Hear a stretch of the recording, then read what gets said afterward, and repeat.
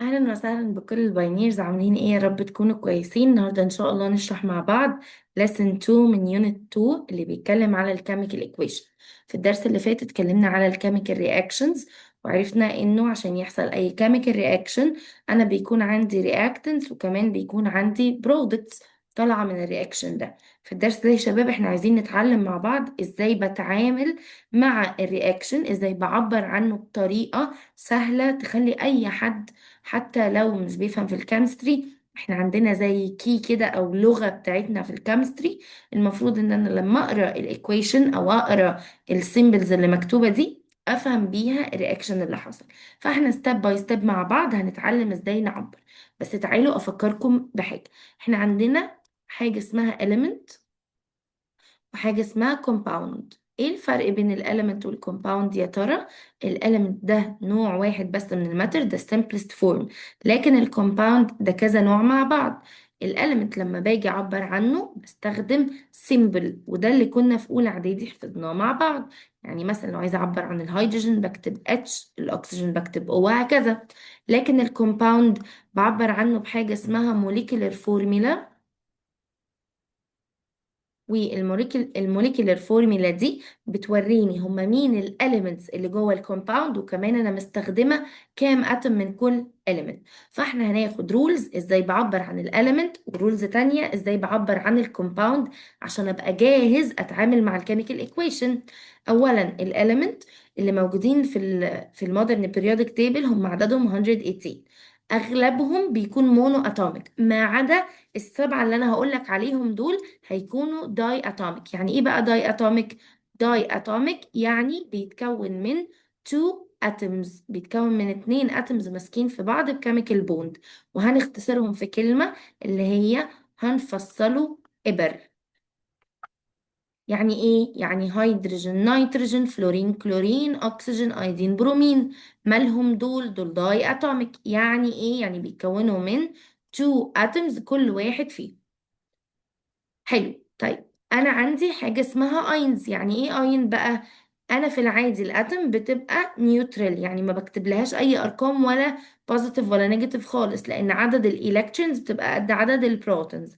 لكن الاينز بيبقى عباره عن اتم عملت لوز او جين. لو عملت لوز بتبقى بوزيتيف، لو عملت جين بتبقى نيجاتيف، وده خدناه برضو في اولى اعدادي.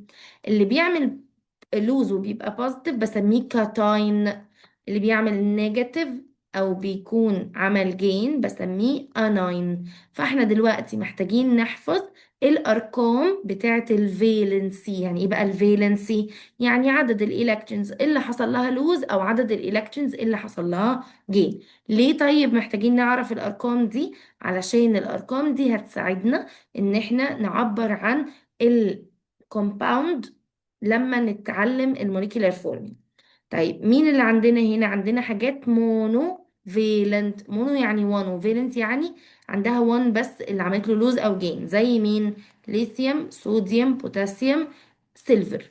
وفي النيجاتيف فلورين كلورين برومين ايودين. عندنا حاجات داي يعني بتلوز اتنين او بتجين اتنين، زي مغنيسيوم كالسيوم زنك ليد ميركوري باريوم. مين نيجاتيف؟ اكسجين سلفر. عندنا حاجات تراي. يعني ايه تراي؟ يعني بتلوز 3 او بتجين 3، بس الحقيقة الاكزامبل الوحيد اللي عندنا للتراي هو الالمنيوم. طب ده لو كانوا element يعني بيتكون من حاجة واحدة. تعالوا نشوف بقى حاجة اسمها اتوميك جروب، وافكرك يعني ايه اتوميك جروب اصلا. تعالوا بقى نفتكر مع بعض يعني ايه اتوميك جروب. الاتوميك جروب دي مجموعة من الاتومز بتاعت elements معينة، بس بتشتغل كأنها اتم واحدة او عايزة تتعامل على انها اتم واحدة. فعندنا حاجات مونوفيلنت دايفيلنت ترايفيلنت. برضو فهمنا خلاص يعني ايه، يعني نيجاتيف 1 او 2 او 3 او حتى تكون بوزيتيف. ففي المونوفيلنت عندنا هيدروكسيد وده عبارة عن OH. يعني انا هنا عندي كام element؟ عندي 2 elements اللي هما الاكسجين والهيدروجين. الاكسجين عندها 1 atom والهيدروجين عندها برضو 1 atom، يعني total الاتومز 2 atoms. حلو. تعال نشوف اللي بعده. انا عندي النيتريت اللي هو NO3. كام element هنا؟ برضو 2 elements. عرفت منين؟ ادي نيتروجين دي اكسجين فيبقى اتنين. بس كل واحدة منهم فيها قد ايه؟ النيتروجين فيه منه 1 لانه مش مكتوب له رقم، والاكسجين مكتوب له 3. يبقى 1 من الاكسجين و 1 من النيتروجين و3 من الاكسجين، يبقى 4 اتومز. نكمل. هتلاقوا مثلا نقول مين تاني؟ نقول البايكربونات علشان مميز قوي، وهقول لكم مميز ليه. البايكربونات عبارة عن HCO3 نيجاتيف. ليه بقى مميز؟ عد كده. هتلاقيه الوحيد من الاتوميك جروبس اللي فيه 3 elements. مين التلاتة elements؟ عندي هيدروجين، كربون، اكسجين، فكده يبقوا 3 elements. في من كل واحدة قد ايه؟ الهيدروجين في منه 1 مش مكتوب له رقم، والكربون في منه 1، والاكسجين في منه 3. يعني 1 بلس 1 بلس 3 يديني 5 اتومز. ده توتال الاتومز بتاع البايكربونات. الفالنسي 1 وعدد الاليمنتس 3. شباب، اهم حاجه في الكيمستري ان احنا نبقى فاهمين. يعني تبقى فاهم يعني ايه element، يعني ايه compound، تبقى عارف ترد لو سألك عدد الاتومز، الفالنسي. تعالوا نشوف بعد كده الدايفالنت. الدايفالنت مثلا ناخد اكزامبل كربونات. عد معايا الاتومز، هنلاقي كام element الاول؟ 2 elements اللي هم مين؟ اللي هم كربون واكسجين. حلو. عد معايا الاتومز كده، هتلاقي الكربون في منه 1 والاكسجين في منه 3، فهنكتب 1 كربون و3 اكسجين، يبقى 4 atoms. حلو جدا. طيب تعالى بقى نشوف واحد تاني مثلا، اللي هو نقول سلفيت SO4 ونيجاتيف 2. عد معايا الاليمنتس، لقيت سلفيت سلفر واكسجين، يبقى 2 elements برضو. عشان كده قلت لكم ان مين اللي مميز قوي؟ البايكربونات، ده الوحيد اللي فيه 3، هما سلفر واكسجين هنا. طيب عد معايا بقى الاتومز، هتلاقي انه السلفر فيه منه 1 لكن الاكسجين فيه منه 4، يبقى 1 بلس 4 يدينا 5 اتومز. حلو جدا. طيب تعالى بص معايا على التراي فالنت، وده اصلا مميز قوي عشان الوحيد اللي تراي فالنت. عد معايا كده، هو في كام element؟ هو PO4 نيجاتيف 3. نيجاتيف 3 يعني تراي فالنت. كام element بقى؟ 2 elements اللي هما مين؟ اللي هما فوسفورس واكسجين. حلو. يبقى 2 elements فعلا. طب كل واحد فيه منه قد ايه؟ الفوسفورس فيه منه 1 عشان مش مكتوب جنبه رقم. طب والاكسجين 4، يبقى 5 atoms. يبقى انا كده عرفت يعني ايه atomic groups. فاضل بقى اخر حاجة عشان نبتدي نشرح في الدرس بتاعنا النهاردة اصلا، عشان كل دي انترو بفكركم فيها بالحاجات اللي خدناها في اولى اعدادي ومحتاجينها معانا. يعني ايه chemical compound؟ chemical compound يعني بيتكون من two elements or more، ودول بنقسمهم لثلاث انواع: acid والكلاين وسولت. acid يعني بيبدأ بهيدروجين كاتاين ومعاه اناين. الاناين ده ممكن يبقى اين عادي من element او جروب، بس ابعد في الاليمنتس عن الاكسجين وابعد في الجروبس عن الهيدروكسيد، ومسك الهيدروجين في اي حاجه. فعندنا مثلا هيدروكلوريك اسيد، سلفيوريك اسيد، نيتريك اسيد. الحاجه التانية اسمها الكالاين، وده الاساس فيه الهيدروكسيد اناين. خلي بالك الهيدروكسيد ده جروب. واي كاتاين، يعني ايه كاتاين؟ يعني اي حاجه بوزيتيف بس ابعد عن الهيدروجين. اظن فهمتوا ليه، لان الهيدروجين هيخليه اسيد وانا عايزاه الكالاين. طيب الصوديوم هيدروكسيد، الكالسيوم هيدروكسيد، الامونيوم هيدروكسيد، التلاتة دول اخرهم هيدروكسيد يبقوا الكالاين، لكن اللي فوق كان بدايتهم هيدروجين فبيكونوا اسيدز. تالت نوع بقى هو السولت، والسولت بيكون عبارة عن كاتاين مع اناين. يعني انا عايزة حاجة بوزيتيف مع حاجة نيجاتيف. البوزيتيف ده ممكن يبقى ميتال وعمل لوز للإلكترونز أو جروب. النيجاتيف ممكن يبقى نون ميتال أو جروب. بس طبعا هنبعد عن مين بقى؟ هنبعد عن الأكسجين، هنبعد عن الهيدروكسيد، وهنبعد عن الهيدروجين. حلو قوي. طيب زي مين السولت؟ صوديوم كلورايد، أمونيوم كلورايد، صوديوم نيتريت، وأمونيوم سلفيت. تعالى بقى أشرح لك حاجة قبل ما ندخل في الدرس فعلا عشان تبقى كده جاهز تبدأ الكيميكال equation. ايه بقى اللي هنشرحه دلوقتي؟ حاجة اسمها molecular formula. يعني ايه فورميلا يا شباب؟ الفورميلا دي الطريقة اللي بعبر بيها عن الكومباوند. انا بعبر عن الاليمنت قلنا بيه سيمبلز، بعبر عن الموليكيولر فورميلا بعبر بيها عن الكومباوند.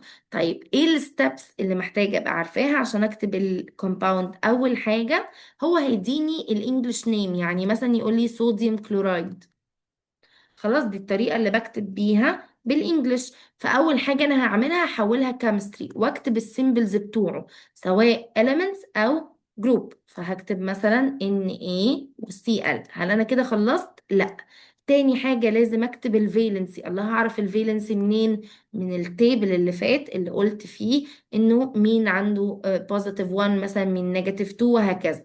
وبعدين ابتدي احطهم. نيجي بقى ل 3. انا في 3 عندي two scenarios او two options. لو equal ignore. يعني ايه ignore؟ يعني كأنهم مش موجودين، مش هي 1 1 خلاص الغيهم. لو unequal لو مختلفين switch. يعني ايه switch؟ يعني بدل. تعالوا بقى نحل شوية في الموضوع بتاع الموليكيولر فورميلا. الموضوع ده مهم جدا جدا جدا جدا. ازاي يا شباب اكتب الموليكيولر فورميلا بتاعة الكالسيوم كلورايد؟ بص معايا كده. اول حاجه هعملها هكتب سيمبلز كالسيوم Ca، كلورايد Cl اللي هو الكلورين. دي اول خطوه. تاني خطوه هكتب فالنسي، الكالسيوم دايفالنت، الكلورين مونوفالنت. الخطوه الثالثه لقيتهم ايكوال اجنور، بس هما مش ايكوال يبقى سويتش. سويتش يعني بدلهم. فهكتب الكالسيوم والمفروض اكتب له 1 بس احنا مش بنكتب ال 1، واكتب السي ال واكتب لها 2. هنكتب مثلا ألمنيوم أوكسايد. يلا بينا. أول حاجة السيمبلز، الألمنيوم A كابيتال L سمول، والأوكسايد O. حلو جدا. وبعدين اكتب الفالنسي، الألمنيوم تراي فالنت، الأكسجين داي فالنت. وبعدين لو equal ignore، لو مش equal switch. هلاقيهم هعمل لهم switch. هيلا نكتب Al2O3. يبقى انا كده كتبت الموليكيولر فورميلا بتاعه الالومنيوم اوكسيد. تعالوا ناخد اكزامبلز كمان. لو انا بقى عايزه اكتب فورميلا لحاجه فيها جروب، تعالوا نشوف. لو مثلا قال لي صوديوم هيدروكسيد، همشي بنفس الستبس عادي جدا. ادي الصوديوم اكتب له Na، والهيدروكسيد OH. يلا نكتب فالنسي، الصوديوم مونوفالنت، الهيدروكسيد مونوفالنت. اعمل ايه طالما ايكوال؟ اجنور. طب تعالى نكتب اكزامبل تاني ما يكونوش ايكوال فالنسي فيه. يعني مثلا نكتب كالسيوم هيدروكسيد، الكالسيوم Ca، الهيدروكسيد OH، الكالسيوم دايفالنت، الهيدروكسيد مونوفالنت. اعمل ايه طالما مش ايكوال؟ سويتش. يلا نسويتش. المفروض اكتب كالسيوم 1 بس انا ما بكتبش ال1. طب الهيدروكسيد المفروض تاخد رقم 2. اعمل ايه؟ اكتب براكت لانها جروب. الجروب اللي هياخد رقم نديله معاه براكت. الجروب اللي هياخد رقم نديله معاه براكت. فنحط لها 2 كده. طب هتقولي يا ميس احنا ليه هنا في الكلورين كتبنا 2 من غير براكت؟ عشان ده element.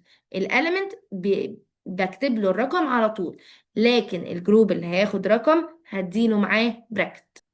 كده يا شباب يبقى احنا خلاص جاهزين، عرفنا كل حاجة محتاجين نعرفها، وجاهزين دلوقتي نبدأ الدرس بتاعنا اللي بيتكلم على الكيميكال ايكويشن.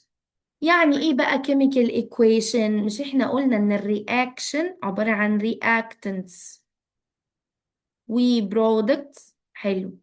انا بقى عايزة اعبر عن الرياكشن ده، فهو symbolic representation، بعبر عن الكيميكال رياكشن.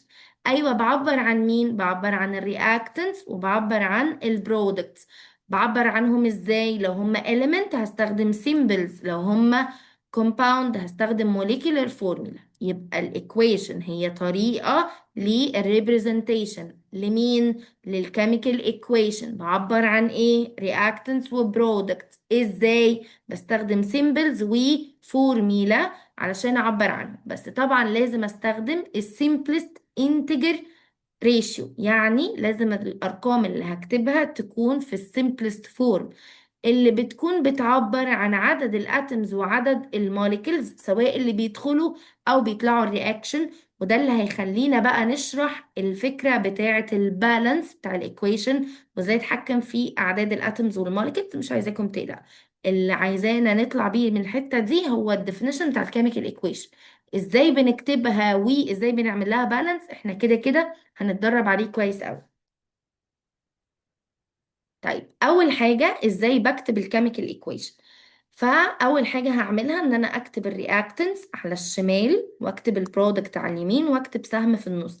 يعني خليني اقول لكم مثال اللي كان مكتوب كربون بلس اكسجين سهم. ليه عملت سهم؟ لان دول الرياكتنس، فالرياكتنت دايما على الشمال بتاع السهم. وطلع لي كربون دايوكسيد على اليمين، ده البرودكت. حلو، ايه كمان؟ لازم اكتب الفيزيكال ستيت بتاعت كل حاجه من اللي موجوده في الرياكشن سواء في الرياكتنت او البرودكت. طب فهمينا كده، يعني ايه فيزيكال ستيت؟ لا انتوا عارفين يعني solid liquid gas. طيب امتى اكتب solid، امتى اكتب liquid، امتى اكتب gas؟ بص يا سيدي، اكتب solid لو الماده دي solid او precipitated او powder، يعني من الاخر حاجه ما بتدوبش في الميه. طب ماشي، ما دي سهله، انا مثلا عندي الميتالز كلهم سوليد، برافو عليك. بس اوعى تنسى ان انا عندي الميتالز اغلبهم سوليد او كلهم سوليد ما عدا في اتنين ليكويد، او في ميتال ليكويد ونون ميتال ليكويد كنا خدناه في اولى اعدادي، لازم تفتكر الكلام ده. طيب يعني انا هكتب ال لو ليكويد. مين اهم اتنين ليكويد لازم تبقوا عارفينهم؟ الميركوري ده ميتال والبرومين ده ليكويد. خلي بالك من حاجه، ان البرومين ده فهنفصله إبر. ايه دي الطريقة اللي بنعبر بيها مع بعض كده عن الداي اتوميك elements، يعني اللي بيتكونوا من اتنين اتومز. طيب جاز يعني هو جاز، زي طبعا اغلب النون ميتالز بقى اكسجين هيدروجين نيتروجين وهكذا. هتقولي والنوبل جازز، هقولك ماشي بس خلي بالك النوبل جاز اصلا ما بتدخلش في الكيميكال رياكشن فمش هتلاقيه ابدا في طريقنا. الفيبر، ايه الفرق بقى يا ميس بين الجاز والفيبر؟ مش الاتنين في الجاز يعني؟ بس الفيبر دي الحاجة اللي اصلا ما كانتش فيبر ولما اتسخنت بقت فيبر، يعني دي مش حالتها الطبيعية. حاجة الأخيرة بقى الأكوس، ودي حاجة دايبة في المية. يعني إيه يعني؟ يعني مثلا أقول لك صوديوم كلورايد. الصوديوم كلورايد في طبيعته عبارة عن سوليد، ده ملح عادي. أي سولت كمان بالمناسبة هيقول لي إنه سولت هعتبره سوليد على طول.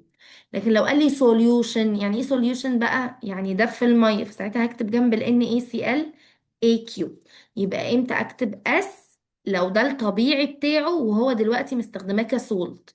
لكن إمتى أكتب AQ؟ لو قال لي إن استخدمته كسوليوشن. خلي ما تقلقوش خالص، إحنا هنحل كذا حاجة مع بعض على الفكرة دي. طيب كمان انا محتاجة اكتب الارو زي ما اتفقنا، والارو ده هيكون عليه الكونديشنز. يعني ايه الكونديشنز بقى؟ يعني الشروط، زي مثلا العلامة دي ترينجل، ده مهم جدا معناه هيت. هو انا كل ما كربون يجي جنب اكسجين هيكون كربون دايوكسيد؟ لا، انا لازم اسخن. عارفين زي ايه؟ زي المغنيسيوم مع الاكسجين، طول ما المغنيسيوم والاكسجين موجودين في الجو مش هيحصل اي حاجة، لكن انا لازم اسخن عشان يديني مغنيسيوم اوكسيد. خلي بالك الايكويشن دي لسه ناقصة، هنكملها قدام شوية. كمان عندي حاجة اسمها الكاتاليست. يعني ايه كاتاليست بقى؟ كاتاليست يعني مادة بتسرع من الكيميكال رياكشن من غير ما هي تبقى consumed او changed. كمان عندنا حاجة اسمها diluted و concentrated. يعني ايه diluted؟ يعني مخفف، و concentrated يعني كتير تقيل. اقول لك على حاجة، لو انا جبت كوباية مية او لتر مية وفي خلاط حطيت على لتر المية ده 2 مانجا، وفي خلاط تاني حطيت على لتر المية 6 مانجا، ايه اللي هيحصل؟ اللي حطيت عليه 6 مانجات هلاقيه طالع بيه بيسز كده من المانجا وهيبقى تقيل وحلو قوي. اللي حطيت عليه مانجتين بس هيبقى يعني التكتشر بتاعه خفيف شوية. فده الفرق بين الدايليوت والكونسنتريتد. انا كده كده هدوب في المية، بس لو دوبت كمية قليلة هيبقى مخفف دايليوتد، لو دوبت كمية كبيرة هيبقى كونسنتريت. احنا كده عرفنا لازم نعمل ايه. اكتب رياكتنس على الشمال، برودكت على اليمين، يبقى في ارو في النص.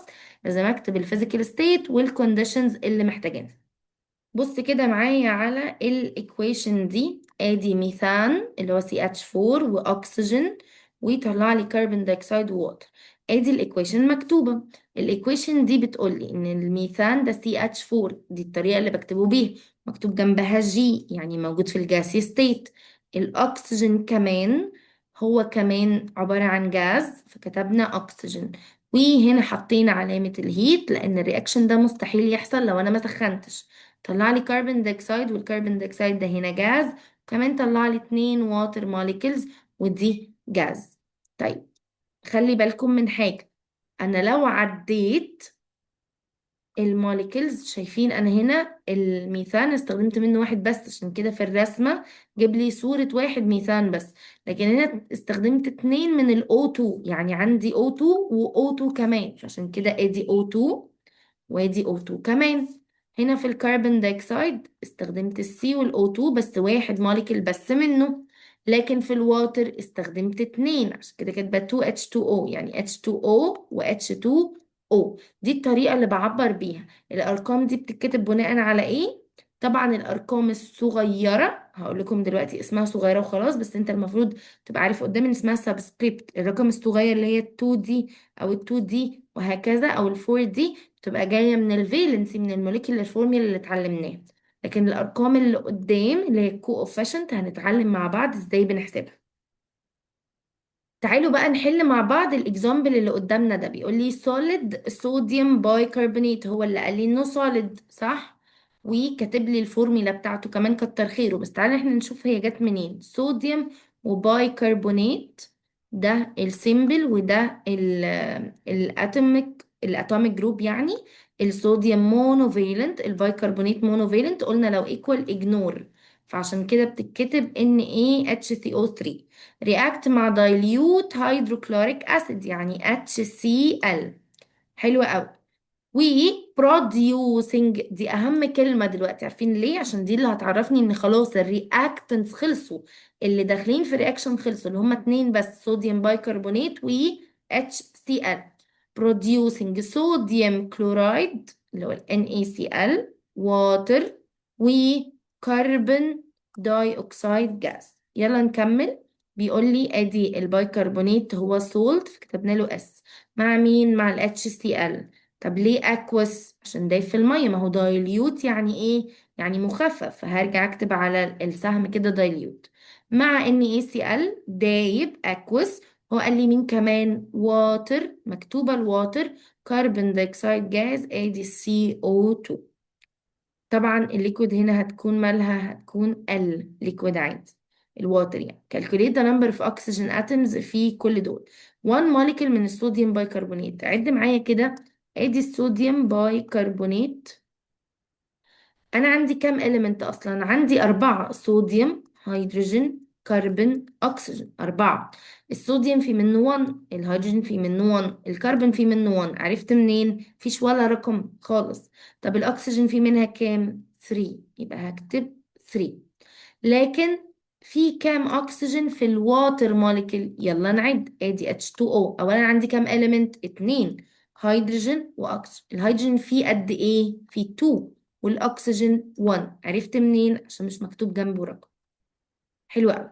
طيب تعالوا بقى نحل الاكزامبل اللي بعديه. بيقول لي represent with a symbolic equation the strong heating. بص قال لي heating، فانا هفتكر ان في triangle هنا. calcium carbonate salt to form calcium oxide powder مع evolution of carbon dioxide gas indicating the physical state reactant product وهكذا. تعالوا بقى نفضي خالص السكرين عشان نعرف نحل السؤال ده كويس جدا.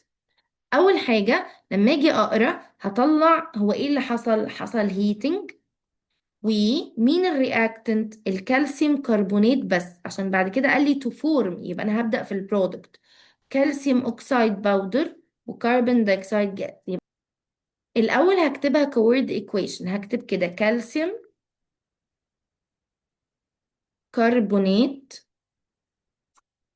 وحصل هيتنج فهعمل ارو وعمل علامة الهيت، واداني كالسيوم اوكسايد بلس كربون داي اوكسايد. تاني حاجة هعملها، هحاول أشوف الكيميكال فورميلا أو الموليكيولر فورميلا بتاعة الكالسيوم كربونات. نكتبها إزاي؟ بصوا معايا.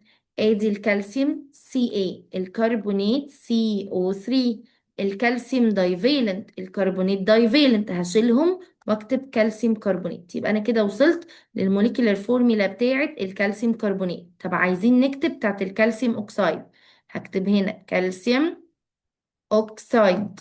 يلا بينا، الكالسيوم اي الاوكسايد 2، وبعدين دايفالنت دايفالنت، طالما سيميلر اجنور. يبقى انا وصلت للموليكيولر فورميلا بتاعته انها CaO.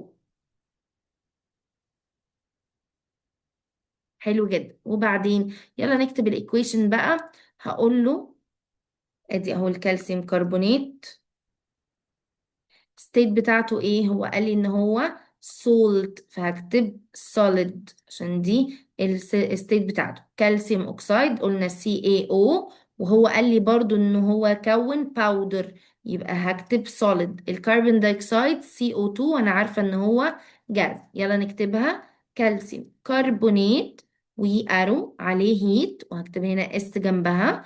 كالسيوم اوكسايد وهكتب اس جنبها كربون دايوكسيد وهكتب جي. هتلاقوا ان احنا ما فوتناش حاجة في السؤال غير واستخدمناها. كتبنا الفيزيكال ستيت وكتبنا الكونديشنز، يبقى انا كده كتبت كيميكال ايكويشن مظبوط. برافو عليك.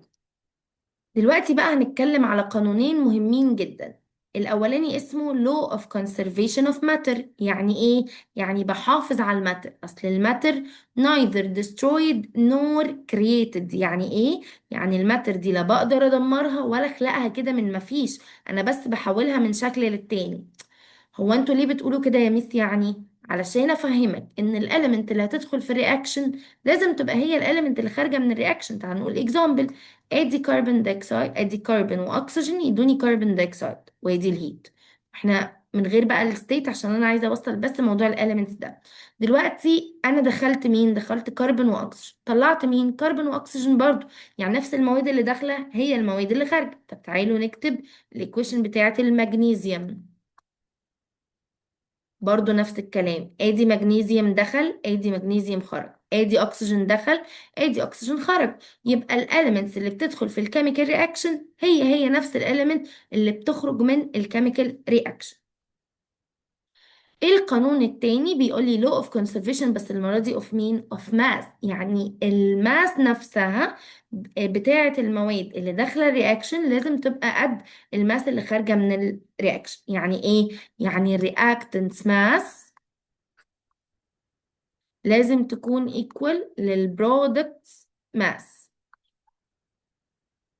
حلو حلو. فبصوا كده على الرياكشن اللي حاصل قدامنا ده. عندنا صوديوم سلفيت مع كالسيوم كلورايد. ايه اللي حصل؟ الصوديوم سلفيت مع الكالسيوم كلورايد ادوني صوديوم كلورايد مع كالسيوم سلفيت. فلقينا ان التوتال ماس بتاعت الكالسيوم كلورايد والصوديوم سلفيت بيفور الرياكشن كانت ايكوال الماس اوف صوديوم كلورايد وكالسيوم سلفيت بعد الرياكشن. يبقى الماس اوف رياكتنت فضلت كونستنت ما اتغيرتش، وده بيأتشيف او بيبروف اللو اوف كونسرفيشن اوف ماس، ان الماس فضلت زي ما هي. فبالتالي الماتر كمان انا متأكد انها فضلت زي ما هي، اللي داخل هو اللي خارج. بص معايا، الكالسيوم دخل، الكالسيوم خرج. الكلورين دخل، الكلورين خرج. الصوديوم دخل، الصوديوم خرج. السلفيت دخل، السلفيت خرج. يبقى انا كده متأكدة ان نفس المواد اللي دخلت هي نفس المواد اللي خرجت. عندنا بقى شخص مهم جدا جدا جدا اسمه أنطوان لافوزير. الراجل ده سموه الفاذر اوف كيمستري. ليه؟ اولا هو كان فرنش كيمست يعني ليه علاقة بالكيمستري، كمان فيلوسوفر وايكونومست وبيولوجيست. يعني هو كان بيدرس في علوم كتير قوي. هو اول واحد formulated the law of conservation of mass. كمان هو اول واحد قال ان الاكسجين مهم عشان الكومبشن، عشان نعمل بيرنينج. عشان كده انا دلوقتي لما قلنا نحرق الكربون طلعت كربون داي اوكسيد يعني مسكت في اكسجين. طب هنحرق المغنيسيوم طلعت مغنيسيوم اوكسيد يعني برضو مسكت في اكسجين. الكلام ده كان الفاذر اوف كيمستري اول واحد يقول. كمان هو عمل الاسم بتاع الاكسجين، وعمل مودرن سيستم كده لتسمية الكيميكال سبستنس. اخر حاجه بقى معانا النهارده في الدرس ك definition هي balanced chemical equation. بس ده موضوع هياخد مننا تدريب شويه. يعني ايه balanced chemical equation؟ هي chemical equation انا متاكد ان عدد الاتومز في الرياكتنتس قد عدد الاتومز في البرودكت. اتومز بتاعت مين؟ بتاعت كل element. يعني انا همشي على كل element اتاكد ان اللي دخل منه قد اللي خرج من عنده برضه. هي دي حاجه تبقى سهله سهله جدا لو احنا فاهمين كيمستري. بصوا كمان احنا قلنا الموضوع ده قبل كده بس تعالوا نأكد عليه تاني. يعني ايه ان في ارقام صغننة مكتوبة وارقام كبيرة؟ الارقام الصغننة دي بتعبر عن السبسكريبت. يعني ايه سبسكريبت؟ يعني عدد الاتومز بتاعة الاليمنت اللي جوه المولكيول. تاني، عدد الاتومز of element في المولكيول. لكن الكوفيشنت ده بيبقى قدام المولكيول.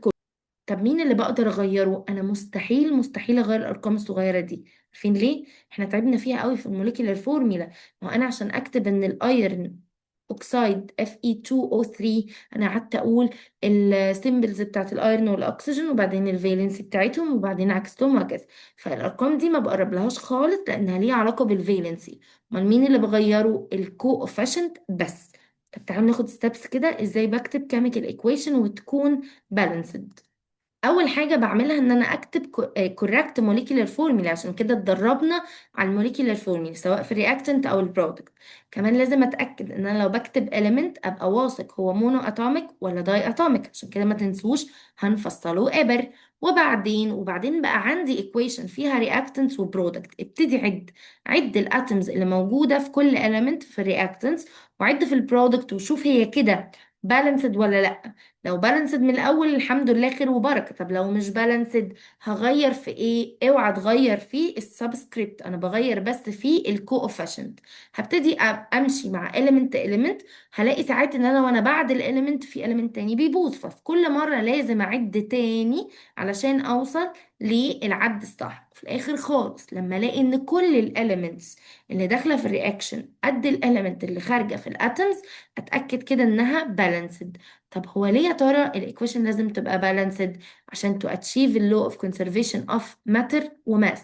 مش اتاكد ان اللي داخل هو اللي خارج واللي داخل قد اللي خارج. يبقى في حاجتين، المواد اللي داخله هي اللي خارجه وكمان الماس بتاعت اللي داخل قد الماس بتاعت اللي خارج.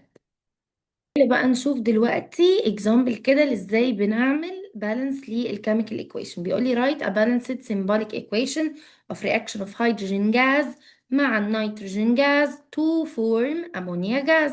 فهقول له الهيدروجين H2 plus وطبعا نكتب G، النيتروجين N2G. عرفنا منين الهيدروجين والنيتروجين لازم نكتب جنبهم 2 من اللي هنفصله إبر. طيب وبعدين بيقول لي ان هو يطلع لي الامونيا جاز والامونيا NH3. دلوقتي اول حاجه هعملها ان انا هقول له ان الرياكتنتس والبرودكتس بالمنظر ده. الهيدروجين في منه اتنين في الرياكتنتس والنيتروجين في كمان منه اتنين. طبعا هنا ما تنسوش تكتبوا الجي. البرودكت لما اجي ابص على البرودكت هلاقي الهيدروجين في منه 3 والان في منه 1. مين اسهل حاجه اتصرف بيها على طول؟ ان انا اخلي النيتروجين بدل ما هو 1 2. طب ازاي اخلي من 1 ل 2؟ اعمل تايمز 2 يعني اخلي فيه 2 من النيتروجين. هل احط ال 2 دي هنا؟ لا طبعا ما ينفعش لان انا مش بغير في السبسكريبت. امال اعمل ايه؟ اطلعها قدامه ككوفيشنت. حلو. بس في معلومة هنا ان التو الكوفيشنت بتتوزع على كله. يعني التو تبع النيتروجين وكمان تبع الهيدروجين. فكده الهيدروجين بقى كام؟ بقى 6. بس هو داخل كام؟ داخل 2. طب ازاي اخلي ال2 دي تبقى 6 برضو؟ اعمل لها تايمز 3 تدينا 6 وارجع احط 3 هنا. فتعالوا نعد بقى. الهيدروجين 3 تايمز 2 ب 6 والنيتروجين ب 2. بص في البرودكت النيتروجين ب 2 والهيدروجين 2 تايمز 3 اللي بعديه ب 6. يبقى كده دي بالانسد ايكويشن. يبقى دي الستبس اللي بمشي عليها. تعالوا بقى نعمل بالانس للايكويشنز دي. ادي هيدروجين وايودين يدينا هيدروجين ايودايد. يلا نعد. قلنا بنقسم اقول رياكتنس وبرودكتس. الهيدروجين في الرياكتنت 2 وفي البرودكت 1. الايودين في الرياكتنت 2 في البرودكت 1. فالحل ايه؟ اخليهم هما الاتنين ب 2، اعمل تايمز 2 هنا وتايمز 2 هنا، واغير الكوفيشنت هنا. بس انا بغير الكوفيشنت، ما بغيرش فيه السبسكريبت. طيب ألمنيوم واكسجين اداني ألمنيوم اوكسايد. بصوا كده هنقسم reactants وبرودكتس، ويلا نقسم الألمنيوم والأكسجين. وهنا الألمنيوم والأكسجين، الألمنيوم هنا الرياكتنت 1 والأكسجين 2، الألمنيوم هنا ب 2 والأكسجين ب 3. أسهل حاجة برضو ببدأ بيها إن أنا أخلي ال 1 2، يعني أعمل تايمز 2. حلوة قوي. طيب وبعدين هبص هلاقي الاكسجين 2 و 3، اعمل ايه؟ ما اقدرش اعمل رقم تايمز ال 2 يديني 3 ولا رقم تايمز ال 3 يديني 2. امال اعمل ايه؟ بدلهم. يعني ال 2 خليها تايمز 3 وال 3 خليها تايمز 2. طب ما ده هيطلع التوتال كام؟ 6، بس فيهم هما الاثنين. يبقى اروح عند الاكسجين احط له هنا 3، واروح عند الاكسجين هنا واحط له 2. حلو قوي. بس ركز كده ان التول كوفيشنت اثرت لي على الاثنين، فبقى الالومنيوم بدل ما هو 2 انا عملت له تايمز 2 كمان، فبقى الالومنيوم التوتال كام؟ 4. طب ما الالومنيوم انا هنا كنت حاطه له 2، لا شيل ال 2 عادي جدا وخليها كام بقى؟ خليها 4. يلا نعد تاني. الالومنيوم داخل ب 4، طالع ب 2 تايمز 2 يعني 4. الاكسجين 3 تايمز 2 ب 6، و2 تايمز 3 برضو ب 6. يلا نبص على الايكويشن اللي بعد كده بتاعه المغنيسيوم. عد الرياكتنتس والبرودكتس. يلا المغنيسيوم هنا بكام والاكسجين، وهنا المغنيسيوم والاكسجين. المغنيسيوم هنا ب1 لكن الاكسجين ب2، والمغنيسيوم هنا ب1 والاكسجين ب1. طب خلاص المغنيسيوم ما عنديش فيه مشكلة اصلا، المشكلة فين؟ في الاكسجين، داخل ب2 طالع ب1، بسيطة خليها 2. يبقى انا هنا لازم احط 2 جنب الاو. ينفع احطها هنا؟ لا، انا مش بغير في السبسكريبت، انا بغير في الكوفيشنت. حطه هنا بس ال 2 دي تتوزع، يبقى المغنيسيوم ما بقاش 1 زي ما هو، ده بقى 2. اعمل ايه؟ خليه كمان هنا 2، نحط له 2 هنا. يبقى انا بمنتهى البساطة ظبطت الايكويشن. الحاجات اللي ما كتبنا لهاش ارقام تبقى 1 على طول. طيب دلوقتي بقى انا عندي ايكويشن بس هي ايه؟ مليانة شوية. فتعالوا نمسح كل اللي هنا ده ونركز مع الايكويشن الأخيرة.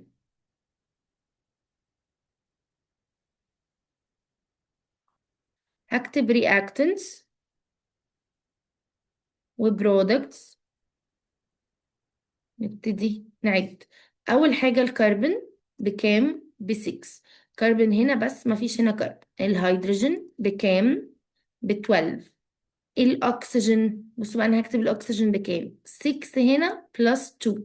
ليه عملت كده؟ عشان أنا لو عايزة أظبط ال6 دي هتتظبط مع الأولاني، لكن ال2 دي هتتظبط هنا.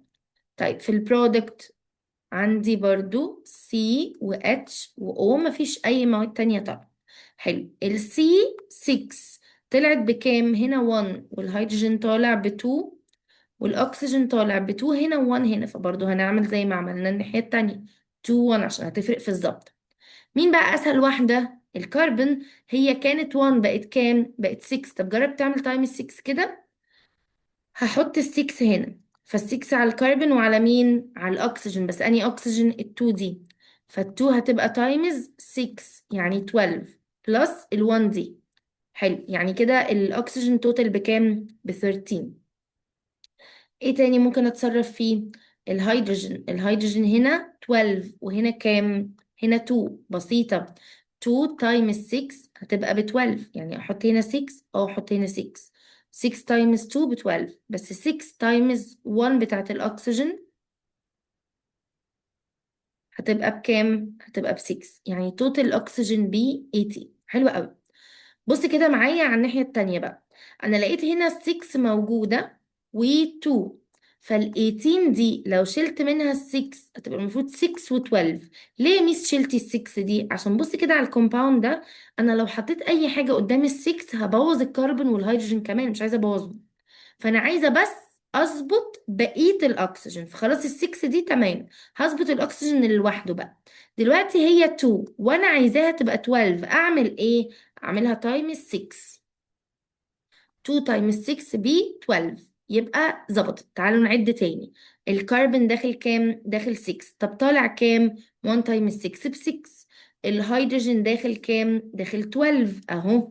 طيب وطالع بكام؟ عد كده، ادي 2 قدامها 6، يبقى 2 تايمز 6 ب 12،